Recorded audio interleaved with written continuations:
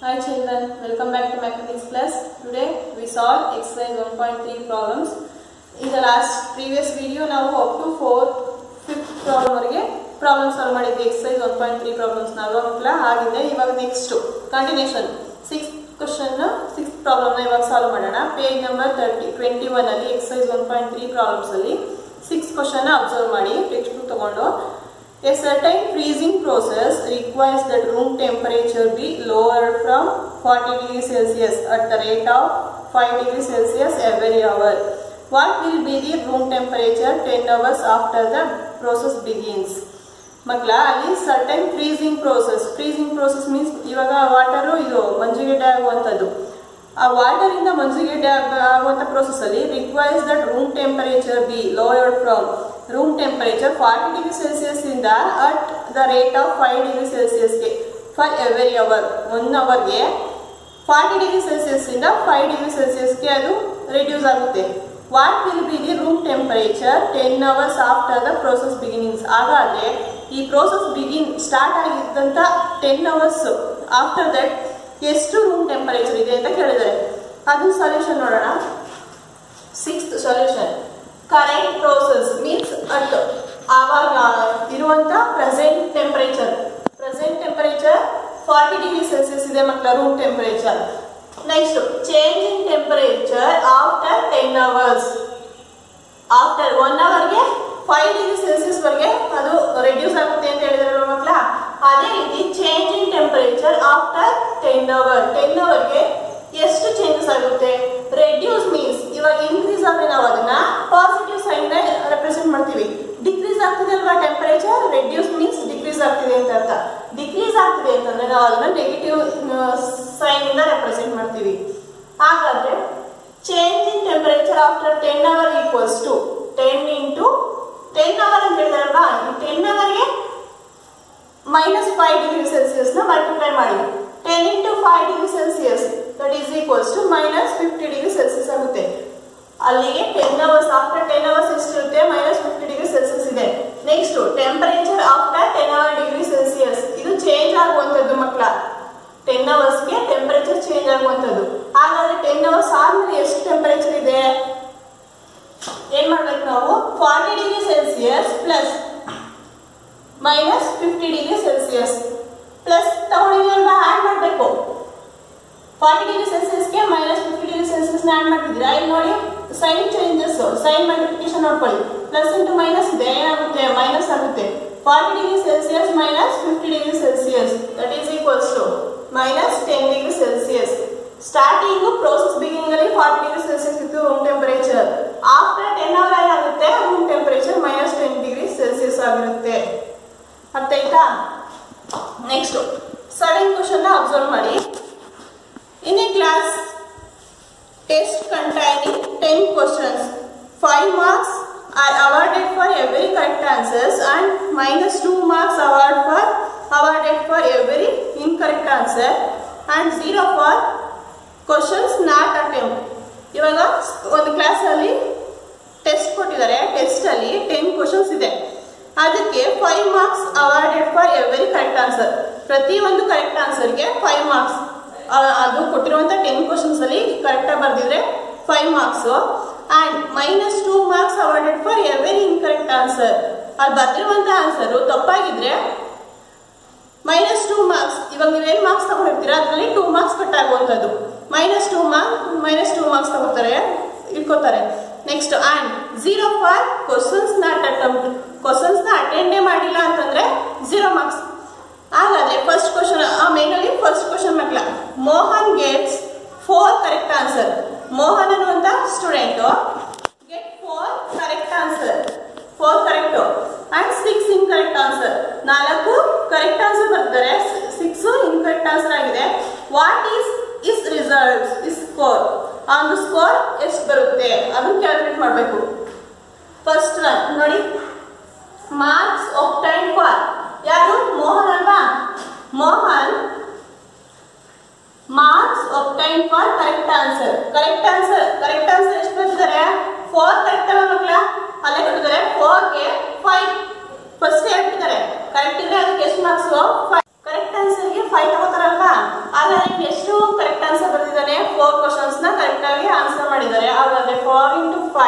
4 into 5 equals to 20. Next, marks obtained for incorrect answer. ಅವ್ರಿಗೆ ಎಷ್ಟು questions ನ incorrect ಬಂದಿದ್ದಾರೆ, ತಪ್ಪಾಗಿದೆ. ಅಲ್ಲಿ ಎಷ್ಟು ನೋಡಿ ಅಬ್ಸರ್ವ್ ಮಾಡಿ, 6 ಇನ್ಕರೆಕ್ಟ್ ಆನ್ಸರ್ ಇದೆ ಅಲ್ವಾ, ಅಲ್ಲಿ ಹಾಗಾದ್ರೆ ಇನ್ಕರೆಕ್ಟ್ ಆನ್ಸರ್ಗೆ ಎಷ್ಟು ಮಾರ್ಕ್ಸ್ ರೆಡ್ಯೂಸ್ ಮಾಡ್ತಾರೆ, 2 ಮಾರ್ಕ್ಸ್ ರೆಡ್ಯೂಸ್ ಮಾಡ್ತಿದ್ದಾರೆ ಅಂತಂದ್ರೆ ಅದನ್ನ ನೆಗೆಟಿವ್ ಸೈನ್ ಇಂದ ರೆಪ್ರೆಸೆಂಟ್ ಮಾಡ್ತೀವಿ.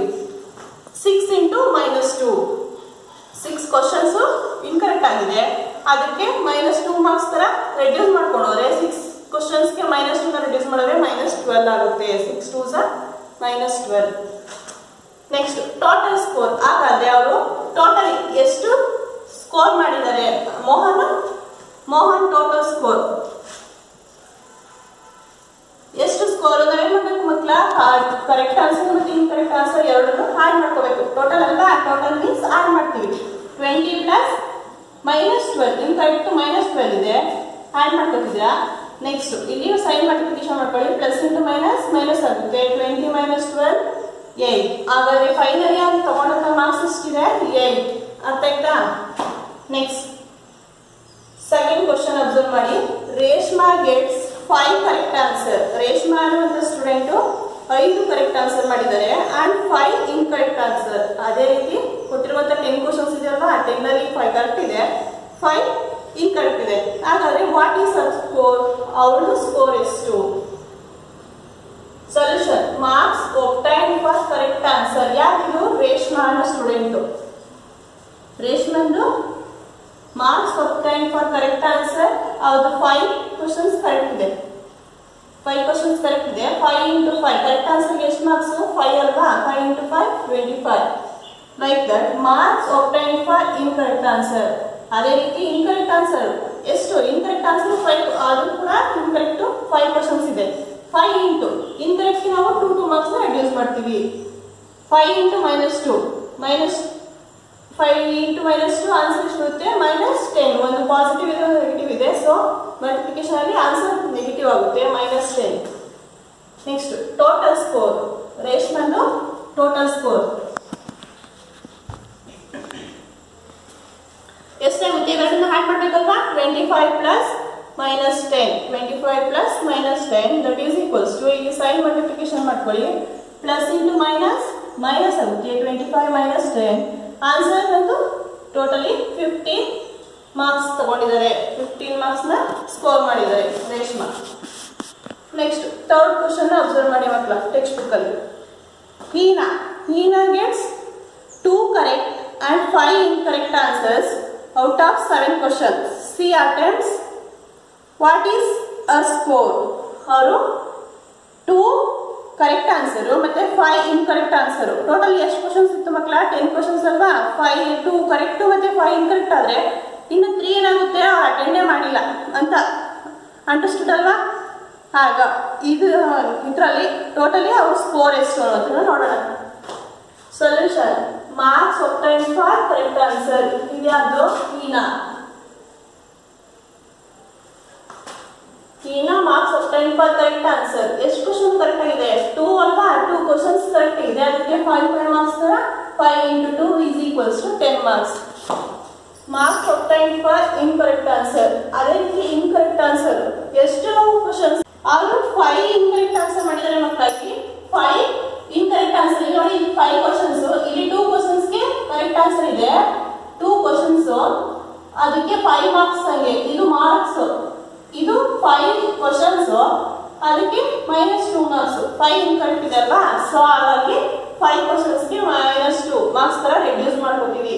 ಇನ್ಕರೆಕ್ಟ್ ಎಷ್ಟಿದೆ, 5 ಕ್ವಶನ್ಸ್. ಹಾಗಾದ್ರೆ -2 into 5 is equals to -10 ಆಯ್ತು. ನೆಕ್ಸ್ಟ್ ಇದಂಗೆ ಗೊತ್ತಾಯ್ತು, ಅವ್ರು ಕೊಟ್ಟಿರುವಂತದ್ದು ಟೋಟಲಿ 10 ಕ್ವಶನ್ಸ್. ಇವ್ರು ಅಟೆಂಡ್ ಮಾಡಿದ್ರೆ ಇಲ್ಲಿ 2 ಕ್ವಶನ್ ಅಟೆಂಡ್ ಮಾಡಿದ್ದಾರೆ, 2 ಕರೆಕ್ಟ್ ಇದೆ, 5 ಇನ್ಕರೆಕ್ಟ್ ಇದೆ. ಎಷ್ಟಾಯ್ತು, 2 + 5 7 ಆಯ್ತು. ಅವ್ರು ಅಟೆಂಡ್ ಮಾಡಿದಂತ ಕ್ವಶನ್ ರಿಮೈನಿಂಗ್ ಎಷ್ಟು ಉಳ್ಕೊಳ್ಳುತ್ತೆ, 3 ಅಲ್ವಾ. ಕ್ವಶನ್ ಅಟೆಂಡ್ ಮಾಡಿಲ್ಲ ಅಂದ್ರೆ ಅದಕ್ಕೆ ಮಾರ್ಕ್ಸ್ ಎಷ್ಟು ಮಕ್ಕಳ, 0. ಕ್ವಶನ್ಸ್ ನಾಟ್ ಅಟೆಂಡ್, ಅವರು 3 question not attend the questions, 3 questions ನ ಅಟೆಂಪ್ಟ್ ಮಾಡಿಲ್ಲ, ಹಾಗಾಗಿ 0 into 3 is equals to 0. Next total score. ಅವ್ರು ಮಾಡಿರುವಂತ total score 10 plus total means ಎಲ್ಲವನ್ನ ಆಡ್ ಮಾಡಬೇಕು. 10 plus -10 0. That is equals to 10. Plus into minus, minus 10 minus 10 is equals to 0. Totally our score is to 0. Our marks ಬಂದಿರುವಂತದ್ದು 0. Next, ಇದಿಷ್ಟು ಅರ್ಥ ಆಗಿದೆ ಅಲ್ವಾ 7th question. Next 8th question observe ಮಾಡಿ ಮಕ್ಕಳ. A cement company earns a profit of 8 rupees per bag of white cement sold. White cement ನ ಮಾರಾಟ ಮಾಡಿದಾಗ ಪ್ರತಿ ಬ್ಯಾಗ್ಗೆ 8 ರೂಪಾಯಿ ಅಂತೆ ಪ್ರಾಫಿಟ್ ಬರುತ್ತೆ. And a loss of 5 rupees per bag of grey cement sold. ಅದೇ ರೀತಿ ಗ್ರೇ ಸಿಮೆಂಟ್ ಸಿಮೆಂಟ್ನ ಸೋಲ್ಡ್ ಮಾಡಿದ್ರೆ ಅದರಲ್ಲಿ ಲಾಸ್ ಆಗುತ್ತೆ. ಎಷ್ಟು? ಪರ್ ಬ್ಯಾಗ್ಗೆ 5 ರೂಪೀಸ್ ಅಷ್ಟು ಲಾಸ್ ಆಗುತ್ತೆ. ಹಾಗಾದ್ರೆ first question, thus company sales 3000 bags of white cement. White cement bag ಎಷ್ಟು ಸೋಲ್ಡ್ ಮಾಡಿದ್ದಾರೆ? 3000 ಬ್ಯಾಗ್ಸ್ ನ ಸೋಲ್ಡ್ ಮಾಡಿದ್ದಾರೆ. And 5000 bags of grey cement in a month. ಒಂದು ಮಂತ್ ಅಲ್ಲಿ 3000 bag white cement and 5000 bags grey cement ನ sold ಮಾಡಿದ್ದಾರೆ. What is its profit or loss? ಅದರಲ್ಲಿ ಅವ್ರಿಗೆ ಬಂದಿರುವಂತ ಲಾಭ ಎಷ್ಟು, ಲಾಭ ಅಥವಾ ನಷ್ಟ ಎಷ್ಟು ಅಂತ ಕೇಳಿದ್ದಾರೆ. ಸೊಲ್ಯೂಷನ್,